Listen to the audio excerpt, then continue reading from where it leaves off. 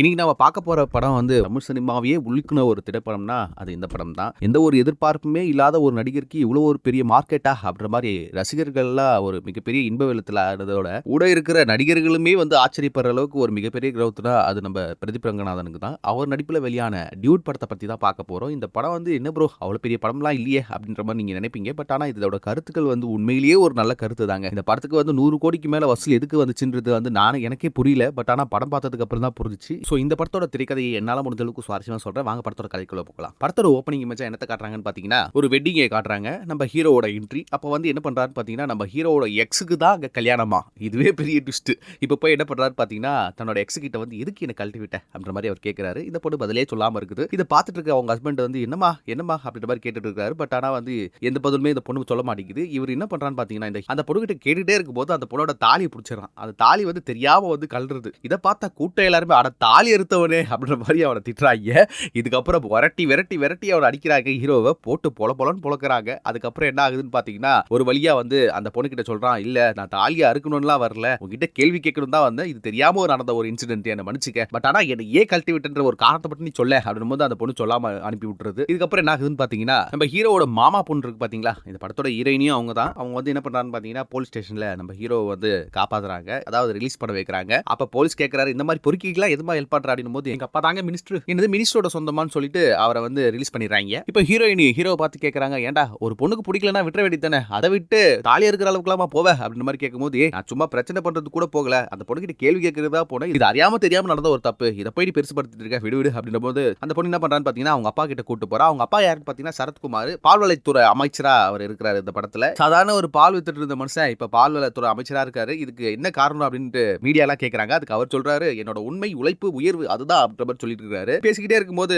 தன்னோட மாப்பிளையை பார்த்து கேட்கறாரு, தம்பி இதே மாதிரி சுத்திட்டு இருக்காத, இந்த பிளாங்க் செக், இதுல எவ்வளவு வேணா காசு எடுத்துக்க, போய் ஒரு நல்ல பிசினஸ் ஸ்டார்ட் பண்ணு அப்படின்னும் போது, ஆமா நான் ஆல்ரெடி ஒரு நல்ல பிசினஸ் தான் பண்ணிட்டு இருக்கிறேன் அப்படின்னும் போது, என்னன்னா ஈவென்ட் ஆர்கனைசேஷன் பண்றது தான் நம்ம ஹீரோவோட வேலை, அதை பண்ணிட்டு இருக்காரு. ஏப்பா நீ எப்போ உற்பட்டு நீ என்னத்த பண்ண போ அப்படின்ற மாதிரி சொல்லும்போது, அடுத்தது நம்ம ஹீரோவோட டீமை தான் காட்டுறாங்க. இவங்க வந்து ரொம்ப ஜாலியா ஹாப்பியா ஈவென்ட் ஆர்கனைஸ் பண்ற ஒரு டீம். ஸோ ரொம்ப ஹாப்பியான ஒரு ஓப்பனிங்காக இந்த படத்தை வச்சிருப்பாங்க. இதுதான் இந்த படத்தோட டீம் ஸ்டேட்டுமே கூட. ஸோ இவங்களை நம்பி நிறைய ஈவெண்ட்ஸ்லாம் வருது, நல்லா ஜாலியாக பண்ணிட்டு இருக்காங்க. இந்த நேரத்தில் என்ன ஆகுதுன்னு பார்த்தீங்கன்னா, நம்ம ஹீரோ வந்து ஒரு மிகப்பெரிய ஒரு ஈவெண்ட்டை ரெடி பண்ணிட்டு இருக்காரு. ட்ரெயினில் இந்த ஈவெண்ட்டை பண்ணிட்டு இருக்காங்க. சர்ப்ரைஸ் கொடுக்கறதுக்காக வெயிட் பண்ணிட்டு இருக்கிற நேரத்தில் லைட்டை ஆஃப் பண்ணி ஆன் பண்ணும்போது தான் தெரியுது நம்ம ஹீரோவுக்கு தான் சர்ப்ரைஸ் அப்படின்ற மாதிரி. ஸோ ஹீரோயின் என்ன பண்றான்னு பார்த்தீங்கன்னா, ஹீரோவுக்கு ப்ரப்போஸ் பண்றா. மமிதா பைஜ் வந்து ப்ரப்போஸ் பண்றா. இவரு வந்து அப்படியே சுத்தி முத்தி பார்க்கறாரு. எல்லாருமே பயங்கரமா சியர் பண்றாங்க. அப்போ ஹீரோ வந்து அக்செப்ட் பண்ணிக்கிறாரு லவ். ஸோ ரெண்டு பேருமே பைக்ல பேசிட்டு வராங்க. அப்போ ஹீரோயின் வந்து, என்னடா நம்ம ஃப்ரெண்ட்ஸா இருக்கும்போது ஜாலியா இருந்துச்சு, இப்போ ஏதோ லவரா இருக்கும்போது வேற மாதிரி ஏதோ ஃபீல் வருதுடா அப்படின்ற மாதிரி அந்த பொண்ணு சொல்லிட்டு இருக்குது. பட் ஆனா ஹீரோ வந்து கொஞ்சம் சோகமா இருக்கிறாரு. இப்பதான் ஹீரோ வந்து பதில சொல்றாரு, இல்லம்மா நான் வந்து உன்னை லவ் பண்ணல. என்னது லவ் பண்ணலையா, அப்புறம் ஏன்டா அங்க ப்ரப்போஸ் ஒத்துக்கிட்டேன் அப்படின்னும் போது, இல்ல எல்லாரும் முன்னாடியே வந்து உன்னை லவ் பண்ணல அப்படின்ற மாதிரி சொன்னா உன் மனசு எவ்வளவு கஷ்டப்படும். அது மட்டும் இல்லாம இங்க இருக்கிற கரண்ட்ல எல்லாருமே வீடியோ எடுத்து வச்சுட்டு இருக்காங்க. இந்த நேரத்துல நான் வேணாம்னு சொன்னா உன் மனசு கஷ்டப்படுறதோட உன்னோட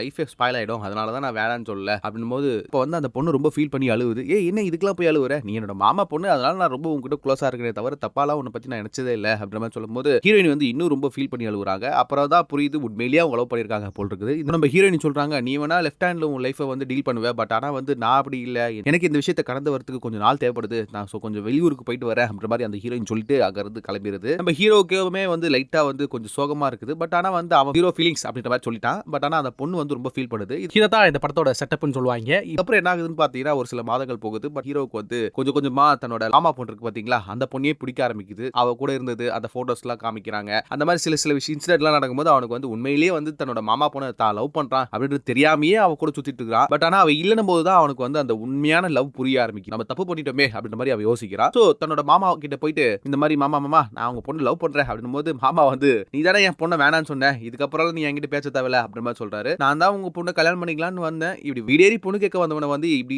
அவமானப்படுத்துறீங்களே, அப்புறம் உங்க உறவு வேணா ஒட்டு வேணாம் அப்படின்ற மாதிரி சொல்லும்போது, மாப்பிள இங்க வா மாப்பிள அப்படின்ற மாதிரி ரொம்ப அன்பா பேசி, அப்ப ஹீரோ வந்து என்ன சொல்றாருன்னு பாத்தீங்கன்னா, மாமா உங்களுக்கு பிடிச்சது ஓகே, உங்க பொண்ணுக்கு பிடிக்குதான்னு தயவு செஞ்சு ஃபோன் பண்ணி கேளுங்கும் போது, மாப்பா நான் சொல்றதான் என் பொண்ணு கேட்பா அப்படின்னும் போது, இல்ல மாமா அவளை கேட்டுக்குங்க, அவளுக்கு ஓகே நான் மட்டும் இந்த கல்யாணத்துக்கு நான் சம்மதிக்கிறேன் அப்படின்னும் போது, ஸோ இதுதான் இந்த படத்தோட கேட்டலிஸ்ட்டுமே கூட. அதாவது வந்து மாமா கிட்ட வந்து கேட்பா எல்லாமே நல்லபடியா முடியும் அப்படின்ற மாதிரி நினைக்கும் போது தான் ஒரு மேஜர் இன்சிடென்ட் இதுக்கப்புறம் நடக்க போகுது. கல்யாணத்துக்கு ஓகே சொல்லிருச்சுல, இதுக்கு மேல எந்த பிரச்சனையும் இல்ல, ஸ்மூத்தா எல்லாமே முடிஞ்சிரும் அப்படின்ற மாதிரி நம்ம ஹீரோ வந்து என்ன பண்றாரு பாத்தீங்கன்னா, தன்னோட லவ் வந்து ப்ரொபோஸ் பண்றதுக்காக ஹீரோயின் கிட்ட வந்து பாட்டெல்லாம் பாடிட்டு வந்து ப்ரொபோஸ் பண்றாரு. பட் ஆனா ஹீரோயின் வந்து அக்செப்ட் பண்ண மாட்டாங்க. என்னடா இது அப்படின்ற மாதிரி, நான் பிராங்க் பண்ண மாதிரி நீ என்ன பிராங்க் பண்றதானே அப்படின்ற மாதிரி அவர் கேட்கிறாரு. ஆனா இது பிராங்க் இல்ல, உண்மையிலேயே நான் வேற ஒருத்தரை லவ் பண்றேன் அப்படின்ற மாதிரி அந்த பொண்ணு சொல்லுது. இவனுக்கு பகீர் ஆயிருது. என்னடி சொல்ற, இப்பதான் நீ போட 6 மாசம் கூட ஆல்ரெடி அதுக்குள்ள எப்படி லவ் லவ்னும் போது உன்னை மறக்கிறது எப்படின்னு தெரியல அகன், அதனால வந்து நான் வந்து வேற ஒரு பையன் எனக்கு வந்து அந்த நேரத்தில் ரொம்ப ஆதரவா இருந்தா, அதனால அவனை தான் நான் லவ் பண்றேன் அந்த பொண்ணு சொல்லுது. இருந்தாலுமே கூட அந்த பையனை நான் உண்மையா லவ் பண்றேனா அப்படின்ற மாதிரி எனக்கு தெரியலடா, உன்னையும் நான் லவ் பண்றேன் அவனையும் நான் லவ் பண்றேன், எனக்கு ஒரே கன்ஃபியூஸ்டா இருக்குடா, எனக்கு இதுல இருந்து வெளில வரதுக்கே முடியல, ரொம்ப கன்ஃபியூஸ்டா இருக்கு அப்படின்ற மாதிரி அந்த பொண்ணு சொல்லுது.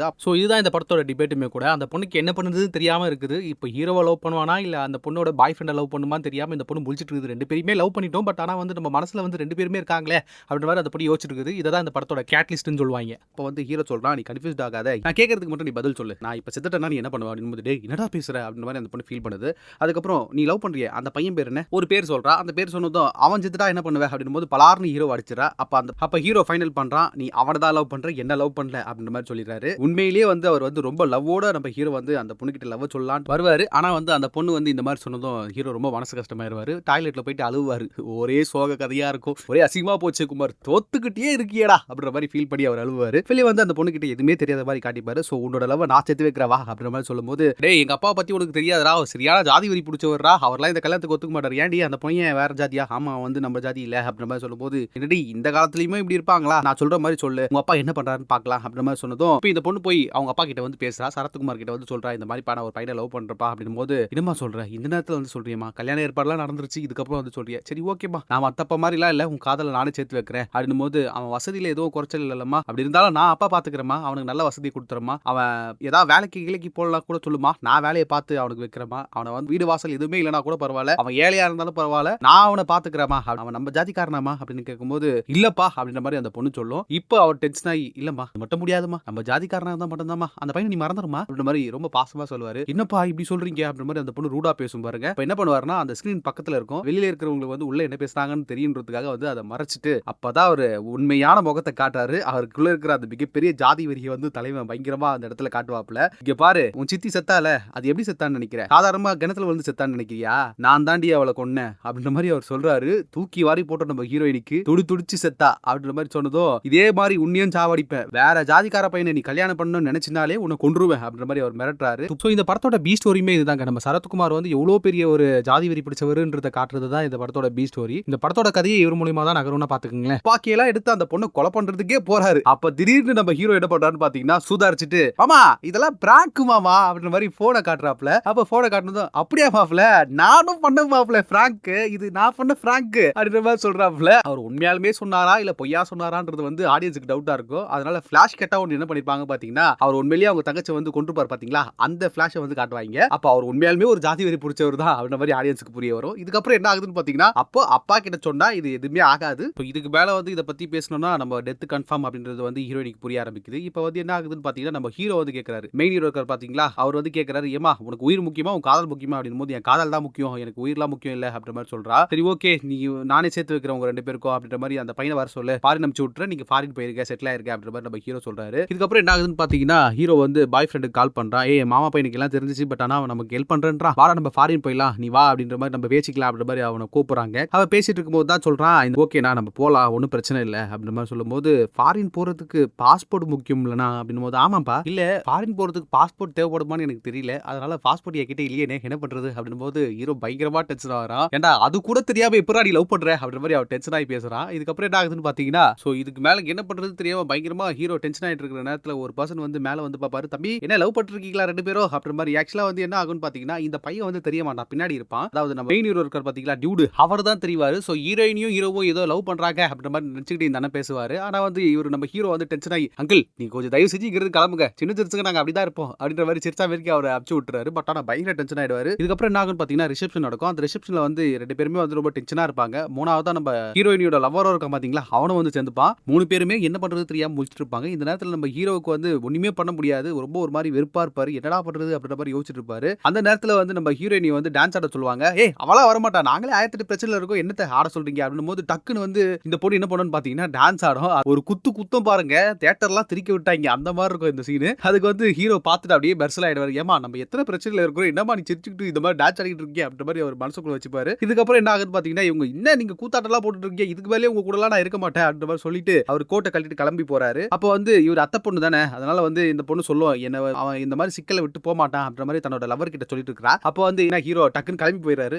இந்த பொண்ணு அழுவுது, ஆஹா ஹீரோ இதுக்கப்புறம் விட மாட்டார் போல இருக்குது, அவர் கிளம்பிட்டாரு, இங்க தப்பிச்சா போதும் அப்படின்ற மாதிரி ஹீரோ போயிட்டாரு போல அப்படின்ற மாதிரி எல்லாரும் இந்த டியூட வந்து நினைச்சிட்டு இருப்போம். அந்த நேரத்துல டக்குன்னு ஒரு பிஜிஎம்மோட நம்ம ஹீரோ வந்து என்ட்ரி கொடுப்பாரு. இத பார்க்கும்போது பயங்கரமா இருக்கும். ஸோ அப்ப வந்து ஹீரோ சொல்லுவாரு, நான் வந்து பாதியில உன்னை விட்டு போக மாட்டேன். இதுதான் சேவ் த கேட் வெர்ஷன்ல பிரேக் இன்டு 2ன்னு சொல்லுவாங்க. அதாவது எந்த பிரச்சனை வந்தாலும் நான் உனக்காக சப்போர்ட்டா இருப்பேன். நம்ம பாத்துக்கலாம், 2 பேருமே சேர்ந்து இந்த பிரச்சனையை சால்வ் பண்ணலாம் அப்படின்ற மாதிரி ஹீரோ சொல்றாரு பாத்தீங்களா. இந்த இடத்த தான் பிரேக் இன்டு 2ன்னு சொல்லுவாங்க. ஏன் கோச்சிக்கிட்டு போனாருன்னு பாத்தீங்கன்னா, என்னையே நீ கல்யாணம் பண்ணிக்க, அப்புறமா நாங்க ஓடி போயிடுறோம் அப்படின்ற மாதிரி நம்ம அந்த பொண்ணோட லவர் சொல்லுவான். இதை கேட்கும்போது அவனுக்கு வந்து அருவருப்பா இருக்கு. ஏடா நான் கல்யாணம் பண்ணிப்பேன், நீ வந்து லவ் பண்றதுனால நீ கூட்டிட்டு ஓடிடுவியா, என்னடா இது நியாயம் அப்படின்ற மாதிரி தான் நம்ம ஹீரோ கோச்சிட்டு போவார். பட் ஆனா இப்போ வந்து பயங்கரமான ஒரு இன்ஃப்ளூயன்ஸ் எல்லா மாநிலத்தில் இருக்கிற மந்திரிகளுமே வந்திருப்பாங்க அந்த இடத்துக்கு. ஸோ வந்து நம்ம தமிழ்நாட்டில் இந்தியாவில் எங்க போனாலுமே நம்மளை வந்து பிடிச்சி விட்டுருவாங்க. ஸோ நீங்க வெளிநாட்டுக்கு போறது தான் உங்களுக்கு சேஃப். ஸோ இந்த கல்யாணம் நடந்தாதான் அது நடக்கும். ஸோ இந்த கல்யாணம் நடக்கலன்னா கண்டிப்பா நீ வந்து செத்து போயிருவே அப்படின்ற மாதிரி நம்ம ஹீரோ வந்து சொல்றாரு. இதை கேட்டு நம்ம ஹீரோனியும் வந்து ரொம்ப சந்தோஷப்படுறாரு. இதுக்கப்புறம் என்ன ஆகுதுன்னு பாத்தீங்கன்னா, ரொம்ப ஃபீல் பண்ணிட்டு நம்ம டியூட் இருக்காரு பாத்தீங்களா, தன்னோட காதலியோட காதலை சேர்த்து வைக்கிறதுக்காக இவரு தன்னோட அத்தை பொண்ணை வந்து கல்யாணம் பண்ணிப்பாரு. இதுக்கப்புறம் என்ன ஆகுது, ஒரு வழியா கல்யாணம் நடந்து முடிஞ்சிடும். ஹீரோயினிக்கு வந்து ஒரு சூப்பரான ஒரு வீடை வந்து நம்ம மினிஸ்டர் அப்பா வந்து கொடுப்பாப்ல.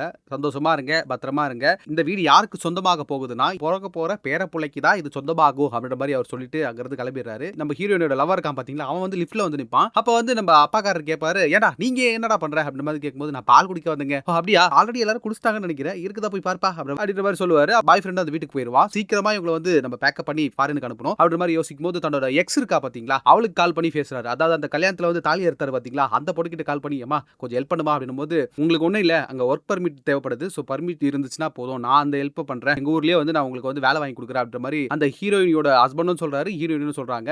நீங்கள் வந்து ஒர்க் பர்மிட்டுக்கான அந்த விசாவை மட்டும் வாங்கிருங்க அப்படின்ற மாதிரி 2 பேர்கிட்டையும் சொல்றாங்க. இவங்க வந்து 3 பேருமே சேர்ந்து அந்த விசா வாங்குவாங்க பார்த்தீங்களா, அந்த இடத்துக்கு வந்திருக்காங்க. அந்த இடத்துக்கு வந்துட்டு 3 பேருமே வந்து வெயிட் பண்ணிட்டு இருக்காங்க. அப்போ அந்த பையன் கிட்ட சொல்றான், டே இதாண்டா பொறுப்பாக நடந்துக்கணும், அந்த பொண்ணோட பாஸ்போர்ட் எடுத்து பார்த்தீங்கன்னா பல நாட்டுக்கு போயிருக்கா, அதனால பிரச்சனை இல்லை. பட் ஆனால் உனக்கு வந்து இந்த பாஸ்போர்ட்டை இப்போ தான் வாங்கியிருக்கிற, தயவு செஞ்சு ஏதாவது பேசி நீ வந்து கரெக்ட் பண்ணி அந்த இடத்துக்கு போறதுக்கான வழியை பாருடா அப்படின்ற மாதிரி நம்ம ஹீரோ சொல்லி அனுப்புறாரு அந்த பாய் ஃப்ரெண்ட் கிட்ட. அப்போ அவரும் சரி சரி ப்ரோ கண்டிப்பா பண்ணிடுறேன் ப்ரோ அப்படின்ற மாதிரி சொல்றாரு. ஸோ 2 பேருமே போயிட்டு அந்த இன்டர்வியூ வந்து அட்டன் பண்றாங்க. அப்போ என்ன ஆகுதுன்னு பாத்தீங்கன்னா, கொஞ்ச நேரம் கழிச்சு நம்ம ஹீரோ வந்து அந்த பையன் வந்து சந்திக்கிறான். செலக்ட் ஆயிட்டேன் ப்ரோ அப்படின்ற மாதிரி சொல்றான். ஏய் சூப்பரா சமடா அப்படின்ற மாதிரி நம்ம ஹீரோ சந்தோஷப்படுறாரு. அப்பா இதுக்கப்புறம் இதுக்கு தொல்லை விட்டுச்சுரா. அந்த நேரத்தில் நம்ம ஹீரோயின் வந்து ஒரு மாதிரி சோகமா சொல்லுவாங்க, என்னடி செலக்ட் ஆனியா, இல்ல செலக்ட் ஆகல, ஏன் என்ன அப்படின்ற மாதிரி கேட்கும்போது அவ ஃபிளாஷ்பேக் சொல்லுவா. என்னன்னு பாத்தீங்களா, ஆக்சுவலா வெளிநாடுகளுக்குலாம் ஊருக்கு போறதுக்கு முன்னாடி வந்து ஒரு டெஸ்ட் எடுப்பாங்க. அதாவது ஹெல்த் செக்அப் மாதிரி, அவங்களுக்கு ஏதாவது நோய் இருக்கா, இல்லாத ஏதாவது பிரச்சனை இருக்கா அப்படின்ற மாதிரி பாக்குறதுக்காக. அப்ப என்ன தெரிய வருதுன்னு பாத்தீங்கன்னா, நம்ம ஹீரோயின் வந்து பிரெக்னென்ட்டா இருக்கிறாங்க அப்படின்ற மாதிரி ஒரு நியூஸ் வருது. இதை கேட்ட நம்ம ஹீரோக்கு வந்து தலையே சுத்தி போயிருது. அப்ப வந்து நம்ம ஹீரோயினோட லவர் இருக்கான் பாத்தீங்களா, ஒரு வார்த்தை சொல்லுவான், ப்ரோ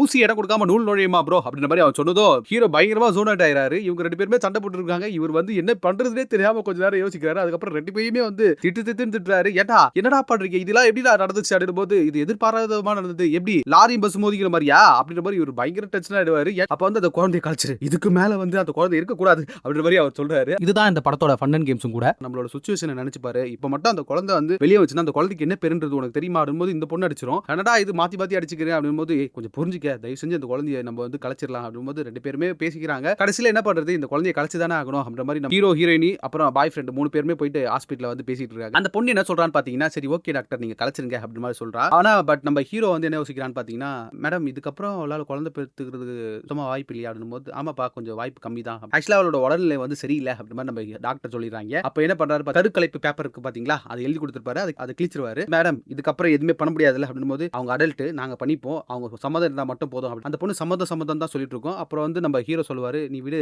நான் பாத்துக்கிறேன், இந்த பிரச்சனை நான் பாத்துக்கிறேன் அப்படின்போது, எனக்காக யாரும் கஷ்டப்பட தேவையில்லை அப்படின்போது, உங்க அப்பா சொன்னா கேட்பல அப்படின்போது இந்த விஷயத்தை வந்து அவங்க அப்பா கிட்ட சொல்லிடுறாரு. ஸோ அப்பா பயங்கர சந்தோஷமா வந்து ஹாஸ்பிட்டலுக்கு வராரு. ஹாஸ்பிட்டலுக்கு வந்து தன்னோட பொண்ணு வந்து பிரெக்னெண்டா இருக்கிற நியூஸை பார்த்துட்டு ரொம்ப சந்தோஷப்படுறாரு. அந்த பொண்ணு தூக்கி கொஞ்சிறாரு. பட் ஆனா ஹீரோ வந்து ஃபீல் பண்ணிக்கிட்டே வெளியே வராரு, மழையில நனைஞ்சுக்கிட்டே. அப்ப என்ன ஆகுதுன்னு பாத்தீங்கன்னா, சாக்லேட் ஒன்று ஃப்ரிட்ஜ், இவர் வந்து ஆக்சுவலா என்ன பண்ணுவார் பாத்தீங்கன்னா, ரொம்ப சிகரெட் அடிக்கணும்னு தோணுச்சுன்னா வந்து இந்த சாக்லேட் எடுத்து தின்றுவாரு. அது மாதிரி சாப்பிட்டுக்கிட்டே அந்த பொண்ணை பாக்குறாரு. காரி துப்புட்டு இதெல்லாம் ஒரு குடும்பமா அப்படின்ற மாதிரி அவளை பாக்குறாரு. அவனோட பாய் ஃப்ரெண்ட் வந்து மேல படிக்கட்டுல அந்த பொண்ணை வந்து அவங்க அப்பா தூக்குறாரு பாத்தீங்களா, அதை பார்த்துட்டு சந்தோஷப்படுறான். சரி கொஞ்ச நாள் வெயிட் பண்ணுங்க, இந்த விசா வரத்துக்கும் லேட் ஆகும், இந்த குழந்தை பிறந்ததுக்கு அப்புறம் நீங்க வந்து ஊருக்கு கிளம்பலாம் அப்படின்ற மாதிரி நம்ம ஹீரோ சொல்லிடுறாரு. பட் ஆனா ஹீரோக்கு ரொம்ப கஷ்டமா இருக்கும். இந்த நேரத்துல வந்து ஹீரோயின் கிட்ட எல்லாம் பேசிட்டு இருக்கும்போது அப்ப ஹீரோயின் ஒரு வார்த்தை சொல்லும், ஆமாடா நீ என்ன வேணான்னு சொன்னது ரொம்ப நல்லதா போச்சு, நீ ஜீரோ ஃபீலிங்ஸ் சொன்ன பாத்தியா, நானும் அதே தான்டா, அதுதான் நம்ம 2 பேருக்குமே நல்லது இல்ல, நம்ம ஃப்ரெண்ட்ஸா இருக்குது தான்டா நல்லது அப்படின்ற மாதிரி அந்த பொண்ணு சொல்லும். பட் ஆனா ஹீரோக்கு ரொம்ப கஷ்டமா இருக்கும். ஏன்னா ஹீரோ வந்து இந்த நேரத்துல வந்து அந்த பொண்ணு ரொம்ப லவ் பண்ண ஆரம்பிச்சிருப்பான். பட் ஆனா வந்து என்ன பண்றது, எல்லாமே காலம் தாண்டி போயிருச்சு இல்லையா. இதுக்கப்புறம் என்ன ஆகுதுன்னு பாத்தீங்கன்னா, கொஞ்ச நாள் ஓடுது, ஹீரோயினியும் பிரெக்னென்ட் ஆகுறாங்க, ஹாஸ்பிட்டல்ல சேர்க்கறாங்க, குழந்தை பிறக்க போகுது. அந்த நேரத்துல குடும்பமே ஒட்டுமொத்த குடும்பமே அந்த ஹாஸ்பிட்டல்ல தான் இருக்குது. அப்ப ஹீரோவான நம்ம டியூட் இருக்கார் பாத்தீங்களா, அவர் ஃபீல் பண்ணவே இல்லை, அப்படியே ரொம்ப டென்ஷனா இருக்கிறாரு. அந்த நேரத்துல நம்ம ஹீரோயினியோட லவர் இருக்கான் பாத்தீங்களா, அவன் அங்கிட்டு இங்கிட்டு போயிட்டு வரான். அப்ப வந்து அங்க இருக்கிறவங்க வந்து கிண்டல் பண்றாங்க, ஏன்டா புருஷனே கம்முன்னு இருக்கிறான், நீ என்னடா அப்படின்ற மாதிரி சொல்லும் சொல்லும்போது நம்ம ஹீரோ வந்து டென்ஷன் ஆயிடுறாரு. அவன் தான்டா உண்மையான புருஷன், நான் எதுவும் சும்மா ஃபேக்கா தான்டா இருக்கிறேன் அப்படின்ற மாதிரி அவர் ஃபீல் பண்ணுவாரு. குழந்தையும் பிறந்துரும். இவன் தான் ஃபர்ஸ்ட் அந்த குழந்தைய தூக்குவான். அதை பார்த்து ரொம்ப சந்தோஷப்படுவான், அழுதுருவான். இதுதான் இந்த படத்தோட மிட் பாயிண்ட் கூட. அதுக்கப்புறம் என்ன ஆகுதுன்னு பாத்தீங்கன்னா எல்லாருமே வந்து குழந்தைய கொஞ்சிக்கிட்டு இருக்காங்க. உண்மையான அப்பா இருக்கான் பாத்தீங்களா, அவன் பாத்துக்கிட்டே இருப்பான் வெளியில நின்னுட்டு. இதை பார்த்து நம்ம ஹீரோ டியூட் இருக்காரு பாத்தீங்களா, அவர் வந்து என்ன பண்ணுவார் பாத்தீங்களா, சரி சரி நீங்க எல்லாரும் வெளில போங்க, என் குழந்தைக்கு ஏதாவது இன்ஃபெக்ஷன் வந்துற போது அப்படின்ற மாதிரி சொல்லி அவங்க எல்லாரையும் அனுப்பி விட்டுருவான். இப்போ நம்ம ஹீரோயினோட லவர் இருக்கான் பாத்தீங்களா, அவன் வந்து குழந்தைய கொஞ்சறான். அவனோட குழந்தை தானே அது, அதனால வந்து ரொம்ப சந்தோஷமா இவங்க எல்லாருமே கொஞ்சிட்டு இருக்காங்க. இந்த நேரத்துல திடீர்னு என்ன ஆகுதுன்னு பாத்தீங்கன்னா நம்ம ஹீரோயினோட அப்பா சரத்குமார் இருக்கார் பாத்தீங்களா, அவர் உள்ள வந்துடுறாரு. என்ன பண்றீங்க அப்படின்ற போது, தம்பி நீ இங்க என்ன பண்ற அப்படின்ற மாதிரி முழிச்சிட்டு இருக்கும்போது திடீர்னு அவன் வந்து பயந்துருவான். என்னடா இது அப்படின்ற மாதிரி யோசிச்சுட்டு இருக்கிற நேரத்துல, சார் நான் போட்டோ எடுக்க வந்தேன் சார் அப்படின்ற மாதிரி சொல்லிடுவான். ஓ அப்படியா, சரி சரி சரி அப்படின்னும் போது போட்டோ எடுப்பா, இப்படி எடுப்பா அப்படி எடுப்பா அப்படின்ற மாதிரி சொல்லிட்டு இருக்காரு. திடீர்னு என்ன பண்ண அந்த ஹீரோயினோட லவர் இருக்கான் பாத்தீங்களா, அவர் வந்து அப்பா கிட்ட போயிட்டு, சார் கொஞ்சம் இப்படி ரைட் திரும்பினீங்கன்னா நல்லா இருக்கணும் போது, டேய் குழந்தையெல்லாம் தொட்டு எதுவும் பேசாது, நீ கிளம்பு தள்ளிப்போ, குழந்தையெல்லாம் தொடர வச்சுக்காத அப்படின்ற மாதிரி அவரோட ஜாதி திமிரை வந்து அந்த இடத்துல பயங்கரமா காட்டிருப்பாப்ல. அதுக்கப்புறம் என்ன ஆகுதுன்னு பாத்தீங்கன்னா இவங்க ரெண்டு பேருமே பேசிக்கிட்டு இருப்பாங்க, போட்டோ எல்லாம் எடுத்து முடிச்சிருவாங்க. ஹீரோயினோட அப்பாக்காரர் இருக்காரு பாத்தீங்களா, அவர் வந்து அந்த குழந்தைய பயங்கரமா கொஞ்சறாரு, ரொம்ப பாசமா வளர்க்கறாரு. ஒரு என்னதான் இருந்தாலும் நம்ம டியூட் இருக்காரு பாத்தீங்களா, அவருக்கு வந்து ரொம்ப தனிமையா தான் இருக்காரு. என்னடா இது அப்படின்ற மாதிரி தான் பாக்குறாரு. பட் ஆனா இவங்க வந்து அதை பத்திலாம் புரிஞ்சுக்காம இவங்க சந்தோஷமா இவங்க வாழ்க்கை வாழ்ந்துட்டு இருக்காங்க. இப்போ சரி ஓகே, இந்த விசா கிடைச்சிருச்சுன்னா இவங்க ரெண்டு பேர் போயிருவாங்க பாத்தீங்களா, குழந்தையோட போயிருவாங்க. இருந்தாலுமே வந்து அத்தை பொண்ணோட குழந்தை தானே இவன் அப்படின்ற மாதிரி அந்த குழந்தை மேலேயும் ரொம்ப பாசமா இருக்காரு. அந்த குழந்தைய ரொம்ப என்டர்டெயின் பண்ணிட்டு இருக்காரு. ஜோக்கரா இவன் பாரு எப்படி ஜோக் பண்ணிருக்கான் அப்படின்ற மாதிரி சொல்லும்போது ஹீரோ ஃப்ரெண்ட் இருக்கா பாத்தீங்களா, டியூடோட ஃப்ரெண்ட், அவனுக்கு வந்து டென்ஷன் ஆயிருது. ஏமா நீ சோறு ஏதாவது தின்றியா இல்ல வேற ஏதாவது தின்றியா அப்படின்ற மாதிரி திட்டி விட்டுறாரு. ஏன் அப்படின்னு போது தான், அவன் உன்னை லவ் பண்ணான் தெரியுமா, என்னது அவன் என்ன லவ் பண்ணானா, ஆமா நீ அவன் கிட்ட வந்து லவ் சொல்லும்போது அவன் ஒத்துக்கல, அவன் உன்கிட்ட வந்து லவ் சொல்லும்போது நீ ஒத்துக்கல, இப்படியே மாறி மாறி போச்சு. பட் ஆனா அவன் எவ்வளவு கஷ்டமா இருக்குது தெரியுமா, அவன் நீ வந்து ஒரு ஜோக்கர் மாதிரி யூஸ் பண்ணிட்டு இருக்க, அவனோட வாழ்க்கை பத்தி நினைச்சியா, நீங்க ரெண்டு பேரும் ஜாலியா வெளிநாட்டுக்கு போயிருவீங்க, கடைசியில் அவனோட நிலைமை யோசிச்சு பாத்தியா, அவன் தனியா இருக்கணும் அப்படின்ற மாதிரி அவன் சொல்லும்போது ரொம்ப இந்த பொண்ணு ஃபீல் பண்றா. இதுதான் பேட் கைஸ் க்ளோஸ்னு சொல்லுவாங்க. அதாவது ஹீரோ வந்து என்ன பண்றது தெரியாம ஒரு கட்டத்துக்கு வராரு பாத்தீங்களா, அததான் வந்து பேட் கைஸ் க்ளோஸ்னு சொல்லுவாங்க. அப்ப அவனை பாக்குறா. பட் ஆனா ஹீரோ வந்து அந்த குழந்தை இருக்குது பாத்தீங்களா, அவரை வந்து கொஞ்சிட்டு இருக்காரு. அப்பா விட்டு நீ போயிடுவியாடா, நானும் உனக்கு ஒரு அப்பா மாதிரி தான்டா அப்படி மாதிரி பாசமா கொஞ்சிட்டு இருக்காரு. அவங்க அப்பா அம்மா மறந்துடுவாங்க, ஆனா நீ என்ன மறக்க மாட்டல அப்படி மாதிரி ரொம்ப எமோஷனலா பேசுவாரு. இதை பார்த்து நம்ம ஹீரோயினுக்கு ரொம்ப கஷ்டமாயிரும், அவ்வளவு அழுவா. இதுக்கப்புறம் என்ன ஆகுதுன்னு பாத்தீங்கன்னா பாஸ்போர்ட் எல்லாமே ரெடி ஆயிருதா, ஹீரோவும் ஹீரோயினியும் வந்துட்டு இருக்காங்க. அப்ப வந்து சொல்றாங்க ஹீரோயினி, இதுக்கப்புறம் வந்து நான் போறதா இல்ல அப்படின்ற மாதிரி பாஸ்போர்ட் தூக்கி போட்டுருவாங்க. அப்ப வந்து நம்ம ஹீரோ வந்து டென்ஷன் ஆகி திட்டுவார், ஏமா இதுக்காக நான் எவ்வளவு கஷ்டப்பட்டு நீ தான் இப்படி பண்ணிட்டு இருக்க அப்படிங்கும்போது, நம்ம ரெண்டு பேரோட வாழ்க்கையும் நல்லா இருந்துச்சுன்னா ரெண்டு பேருமே நல்லா இருப்போம், இல்லனா ரெண்டு பேருமே நாசமா போனோம், இதுதான் நம்மளோட பிளான் அப்படின்னு சொல்லும்போது, ஏமா அதெல்லாம் சரிப்பட்டு வராது, நீ தயவு செஞ்சு ஊருக்கு போ, நான் என்னோட லைஃபை பாத்துக்கிறேன் அப்படிங்கும்போது, நீ என்ன லவ் பண்ணனு எனக்கு தெரியும், ஆனா நீ லவ் பண்ற அளவுக்கோ இல்ல ஃபீல் பண்ற அளவுக்கோ நான் ஒர்த்தே கிடையாதுடா அப்படின்ற மாதிரி அந்த பொண்ணு சொல்லும். அப்பதான் ஹீரோவுக்கே புரியுது. பட் ஆனா ஹீரோ வந்து என்ன பண்ணுவாரு பாத்தீங்கன்னா, நீங்க இருந்தா உனக்கு வந்து சேஃப் இல்ல அப்படின்ற மாதிரி நம்ம ஹீரோ வந்து அந்த பொண்ணு நல்லா இருக்கணும் அப்படின்றதுக்காக தான் பேசிட்டு இருக்காரு. பட் ஆனா அந்த பொண்ணுமே வந்து நம்ம ஹீரோ நல்லா இருக்கணும் அப்படின்ற மாதிரி பேசிக்கிட்டு இருக்கா. இப்போ என்ன ஆகுதுன்னு பாத்தீங்கன்னா நம்ம ஹீரோவுக்கு வந்து சரி ஓகே ஏதாவது பொண்ணு பார்க்க வைக்கலாமே அப்படின்ற மாதிரி ஒரு பொண்ணா பாத்துக்கிட்டு இருக்காங்க. ஒரு பொண்ணையும் அவன் குறை சொல்லிக்கிட்டே இருக்கான். அப்ப என்ன பண்றான்னு பாத்தீங்கன்னா அவனே பிளான் பண்ணி அவங்களோட டீம் இருக்கு பாத்தீங்களா, இந்த சர்ப்ரைஸ் பண்ற டீம், அந்த டீம்ல ஒரு பொண்ணு இருக்கும். அந்த பொண்ணு கிட்ட ஆல்ரெடி சொல்லி வச்சிருப்பாமா, நீ லவ் பண்றதா என்ன சொல்லு, என் அத்தை பொண்ணு கேட்டுச்சுன்னா நீ என்ன லவ் பண்ற அப்படின்ற மாதிரி சொல்லிடு. இதை தெரிஞ்சதுமே அவளுமே வந்து சந்தோஷமா ஊருக்கு கிளம்பிடுவா. அப்படின்னும் போது நம்ம டியூட் சொன்ன மாதிரி சரி ஓகே அப்படின்ற மாதிரி சொல்லிடுது, நான் லவ் பண்றேன் அப்படின்னும் போது ஹீரோவும் லவ் பண்றேன் அப்படின்ற மாதிரி சொல்லுவாங்க. எல்லாருமே ஹாப்பி ஆயிடுவாங்க. ஓகே ஊருக்கு நாங்க கிளம்புறோம் அப்படின்ற நேரத்துல வந்து ஹீரோயினோட அப்பா வந்து ஃபோன் பண்ணி கூப்பிடுறாரு, அம்மா உன்னை பார்க்கணும் போல இருக்கு வாமா கொஞ்சம் அப்படின்ற மாதிரி கேட்கறாரு. பட் ஆனா என்னன்னா உண்மையிலேயே வந்து நம்ம ஹீரோவும் ஹீரோயினும் கல்யாணம் பண்ணிருப்பாங்க பாத்தீங்களா, இவங்க ரெண்டு பேரும் டைவர்ஸ் பண்ணிருப்பாங்க. ஆக்சுவலா அப்படி இருந்தா தானே அடுத்ததா வேற ஒரு கல்யாணத்தை வந்து ஹீரோ பண்ணிக்க முடியும். அதனால ஹீரோயின் வந்து டைவர்ஸ் பண்ணிருப்பாங்க. பட் ஆனா இது வந்து அப்பாக்கு தெரிஞ்சு என்ன பண்ணுவார் பாத்தீங்கன்னா, அவர் வேற மிகப்பெரிய ஒரு பந்திரி இல்லையா, அதனால வந்து கூப்பிட்டு என்ன பண்ணுவார் பாத்தீங்கன்னா கேட்பாரு. அப்ப வந்து அவர் டென்ஷனா எதுக்கு நீ டைவர்ஸ் பண்ண அப்படிங்கும்போது அந்த பொண்ணை வந்து திட்டி அடிச்சிட்டு இருப்பாரு. அப்ப வந்து நம்ம ஹீரோ வந்து என்ன பண்ணுவார் பாத்தீங்கன்னா, உங்க பொண்ணு கூட வாழ்றதுக்கு எனக்கு பிடிக்கல மாமா, அவ சலிச்சு போயிட்டா, அதனால வந்து அவ கூட இதுக்கப்புறம் வாழ்றதுக்கு எனக்கு விருப்பம் இல்லைங்க அப்படின்ற மாதிரி சொல்லும்போது இவர் ரொம்ப டென்ஷன் ஆயிடுவாரு. என்னடா நீ பேசுற, என்ன பேசிட்டு இருக்கிற நீ அப்படின்ற மாதிரி சொல்லி அவரை போட்டு சம்மாடி அடிப்பாங்க. அப்ப வந்து அவங்க அம்மா கேட்பாங்க, எதுக்கு என் பையனை பண்ண அடிக்கிறீங்க போது, இந்த மாதிரி உன் பையன் டைவர்ஸ் அப்ளை பண்ணிருக்கான், அவனுக்கு வந்து வேற பொண்ணுங்க கூட எல்லாம் தொடர்பு இருக்குதா அப்படின்ற மாதிரி சொல்றாரு. இதை கேட்ட அம்மாவுக்கு வந்து ரொம்ப கஷ்டமாயிருது. பட் ஆனா என் பையன் அப்படி இல்ல அப்படின்னு சொல்லும்போது நம்ம ஹீரோ வந்து என்ன பண்றாரு பாத்தீங்கன்னா, ஹீரோயினிக்காக வந்து ஆமாமா நான் சரியில்லாதவன் தான், அவங்க அம்மா ரொம்ப கஷ்டப்படுவாங்க. இதுக்கப்புறம் என்ன ஆகுன்னு பாத்தீங்கன்னா இவங்க ரெண்டு பேரும் வந்து ரொம்ப ஃபீல் பண்ணிட்டு வெளில வந்துட்டு இருப்பாங்க. அந்த நேரத்துல வந்து இதை பார்த்து நம்ம ஹீரோயினுக்கு வந்து உண்மையிலேயே ரொம்ப கஷ்டமாயிடும். ஏன்டா நம்ம அவனுக்கு நிறைய கஷ்டத்தை கொடுத்துட்டோம், இதுக்கப்புறம் அவனோட பேரையும் நம்ம கெடுக்கணுமா அப்படின்னும் போது அந்த ஹீரோயின் வந்து உண்மையை சொல்லிடும். இந்த நேரத்துல என்ன பண்ணிடுவார் பாத்தீங்கன்னா, நம்ம அப்பாக்காரர் வந்து நம்ம டியூட வந்து கொலை பண்றதுக்காக ஆள் அனுப்பிடுவாரு. பட் இப்ப வந்து உண்மையாலுமே வந்து என்ன நடந்துச்சுன்றது வந்து அப்பாக்கு தெரிஞ்சிடும் பாத்தீங்களா, அதனால என்ன பண்ணுவாரு பாத்தீங்கன்னா, அந்த ஹீரோயினோட லவர் இருக்கான் பாத்தீங்களா, அவனை ஃபர்ஸ்ட் கொல்லுங்கடா அப்படின்ற மாதிரி ஆளுங்களை அனுப்பியிருப்பாரு. இப்ப அவனை கொல்றதுக்காக எல்லாருமே வந்துட்டு இருப்பாங்க. அந்த இடத்துல வந்து நம்ம ஹீரோ வந்து ஃபைட் பண்ணி எப்படியோ நம்ம ஹீரோயினோட லவரை வந்து காப்பாத்திடுவாரு. ரெண்டு பேருமே சேஃப் ஆயிருவாங்க. அப்பாக்காரர் இந்த நேரத்துல என்ன பண்ணுவாருன்னு பாத்தீங்கன்னா, தன்னோட பொண்ணு சாவடிக்கலாம் அப்படின்ற மாதிரி யோசிப்பாரு. பட் ஆனா அவளை கொன்னுட்டா இதுக்கப்புறம் நம்மளோட சந்ததி இருக்காது அப்படின்றதுனால வந்து அந்த பேரன் இருக்கா பாத்தீங்களா குட்டி குழந்தை, அவனை வந்து கொல்றலாம் அப்படின்ற மாதிரி சொல்லுவாரு. ஏன்னா இது என்னோட ஜாதி குழந்தை இல்லையே அப்படின்றதுனால வந்து அவர் கொல்றதுக்காக பாக்குறாரு. இதுக்கப்புறம் என்ன குழந்தையை கொன்றுவாரு, இதுக்கப்புறம் எல்லாமே முடிஞ்சிடும் அப்படின்ற மாதிரி ஒரு நிலைமை வருது பாத்தீங்களா. இதுதான் வந்து ஆலிஸ் லாஸ்ட்னு சொல்லுவாங்க சேவ் தி கேட் வெர்ஷன்ல. இதை பார்த்த ஹீரோயின் ரொம்ப ஃபீல் பண்ணுவாங்க, பயந்துட்டு இருப்பாங்க. ஆனா வந்து அதுக்குள்ள வந்து ஹீரோ கிட்ட வந்து இதை சொல்லிடுவாங்க. இப்ப ஹீரோவும் வந்து அப்பாக்காரரை பாக்குறதுக்காக ஓடி வந்துட்டு இருப்பாரு. இந்த நேரத்துல என்ன ஆகும் பாத்தீங்கன்னா, ஒரு ஆளாரமே இல்லாத இடத்துல போயிட்டு அந்த குழந்தையை வச்சுட்டு சொல்றதுக்காக நம்ம சரத்குமார் வெயிட் பண்ணிட்டு இருப்பாரு. அந்த நேரத்துல என்ன ஆகுமோ தெரியல, திடீர்னு வந்து ஹார்ட் அட்டாக் அவருக்கு வந்துரும். மயங்கி அங்கேயே டப்புன்னு விழுந்துருவாரு. இதுக்கப்புறம் என்ன ஆகுதுன்னு பாத்தீங்கன்னா ஹாஸ்பிட்டல் கண் முழிக்கிறாரு. நீங்க வந்து உயிரோட வந்ததுக்கு காரணமே உங்களோட பேரன் தான். அவன் தான் வந்து அங்க இருந்து ஆளரமே இல்லாத இடத்துல இருந்து மெயின் ரோடு வரைக்கும் தவண்டே வந்து உங்களை காப்பாத்தி இருக்கிறான் அப்படின்ற மாதிரி வந்து சொல்லுவாங்க. இதை கேட்டதுமே அவருக்கு வந்து லைட்டா சிம்பத்தி ஆயிடும். என்னடா இந்த குழந்தை என்ன காப்பாத்தி இருக்குதே அப்படின்னு. சோ இதுதான் இந்த படத்தோட டார்க் நைட் ஆஃப் த சோல்னு சொல்லுவாங்க. இதுக்கப்புறம் என்ன ஆகுதுன்னு பாத்தீங்கன்னா ஹீரோயின் இதுக்கு மேலே இந்த ஜாதி வெறி பிடிச்ச ஆளுக்கிட்ட நம்ம வாழ முடியாது, வாங்க நம்ம ஃபாரின்கே போயிடுவோம் அப்படின்ற மாதிரி இவங்க கிளம்புறாங்க. அப்ப வந்து ஹீரோ பார்த்துட்டு என்ன பண்ணுவாருன்னு பாத்தீங்கன்னா அந்த குழந்தைய எடுத்துட்டு போயிட்டு தாத்தா கிட்ட கொடுப்பாரு. அப்ப வந்து அவருமே கொஞ்ச நேரம் யோசிச்சுட்டு அவ காலில் வந்து நம்ம ஹீரோ கிட்ட வந்து அழுவாரு. அந்த குழந்தை தான் என்ன காப்பாத்துச்சு அப்படின்ற மாதிரி சொல்லுவாரு. ஆனா உண்மையிலேயே என்ன பண்ணுவாருன்னு பாத்தீங்கன்னா நம்ம ஹீரோ தான் வந்து சரத்குமாரையும் அந்த குழந்தையும் காப்பாத்துவாரு. இந்த குழந்தை வந்து உங்களோட பொண்ணோட வயித்துல தான் பிறந்துச்சு, அப்ப உங்க ஜாதி தானே இந்த குழந்தைய வரும், ஏன் அந்த குழந்தைய வைக்கிறீங்க அப்படின்ற மாதிரி ஜாதியெல்லாம் பார்க்காதீங்க அப்படின்ற மாதிரி ரொம்ப எமோஷனலா சொல்லுவாரு. இந்த நேரத்துல வந்து நம்ம தாத்தாக்காரர் இருக்கார் பாத்தீங்களா சரத்குமார், அவருமே லைட்டா ஃபீல் பண்ணி திருந்துருவாரு. இதுக்கு மேலேயே நீங்க ஜாதி ஜாதின்னு பிடிச்சி தொங்காதீங்க மாமா,